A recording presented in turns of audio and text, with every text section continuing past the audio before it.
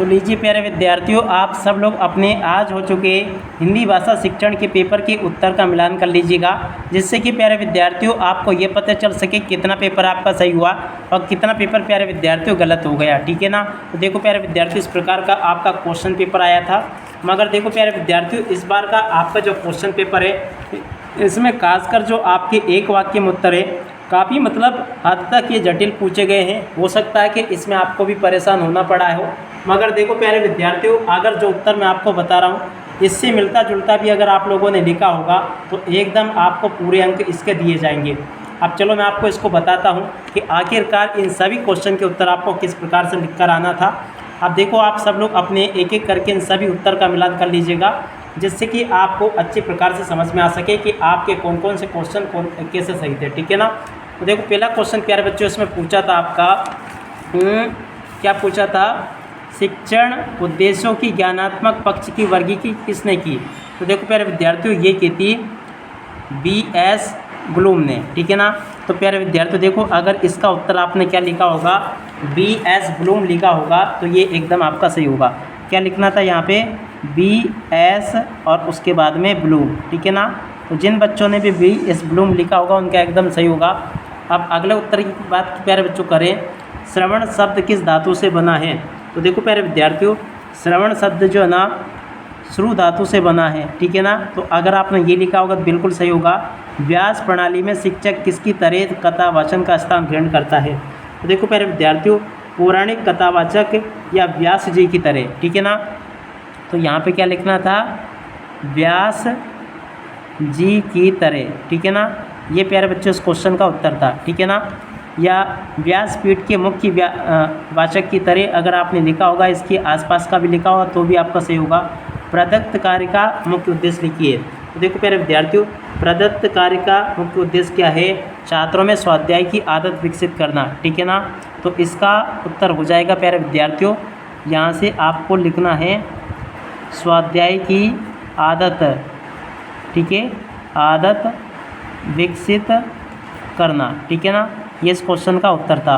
पृष्ठ पोषण से क्या से है। तो देखो प्यारे विद्यार्थियों, पृष्ठ पोषण का अर्थ होता है छात्रों के अधिगम या प्रदर्शन के परिणाम की जानकारी देकर। क्या लिखना था यहाँ पे, छात्रों के अधिगम या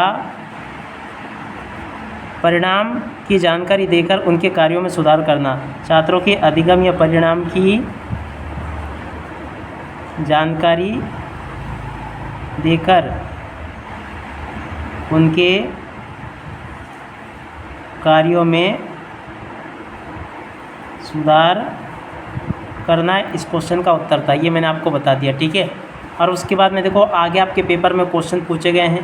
तो चलो प्यारे बच्चों, आपको मैं आगे के क्वेश्चन और इन क्वेश्चन के उत्तर सिखा देता हूँ। देखो प्यारे बच्चों, यहाँ पर आपके पेपर में क्या क्वेश्चन पूछा था, एक एक करके देख सकते हो आप लोग। यहाँ पर क्वेश्चन दे रखा है, ये कथन किसका है कि मानसिक विकास में भाषा की उतनी आवश्यकता जितने शिशु के शारीरिक विकास के लिए दूध की। देखो ये महात्मा गांधी का कथन था। वाचन शिक्षण की विधि है। देखो प्यारे विद्यार्थियों, वाचन शिक्षण की विधि कौन सी है, वाक्य शिक्षण विधि। ठीक है ना। जिन बच्चों ने भी वाक्य शिक्षण विधि लिखा होगा उनका एकदम सही होगा। और उसके बाद में देखो, कॉपी या स्लेट को कितनी दूर रखना चाहिए। देखो इसका उत्तर प्यारे बच्चों था लगभग 25 सेंटीमीटर। जिन बच्चों ने भी 25 सेंटीमीटर लिखा होगा उनका एकदम सही है। मगर ध्यान देना, कहीं कहीं पे 35 सेंटीमीटर लिखा, किताबों में मैंने भी पढ़ा, वो गलत है। 25 सेंटीमीटर एकदम सही है। ठीक है ना। पद्य शिक्षण का सोपान नहीं है।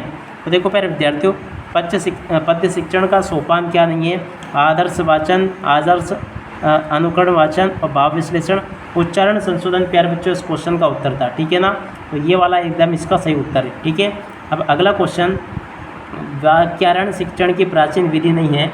देखो प्यारे विद्यार्थियों, समयाव विधि प्राचीन शिक्षण विधि नहीं है। ठीक है ना। देखो प्यारे बच्चों, इस क्वेश्चन का उत्तर ये था। ठीक है।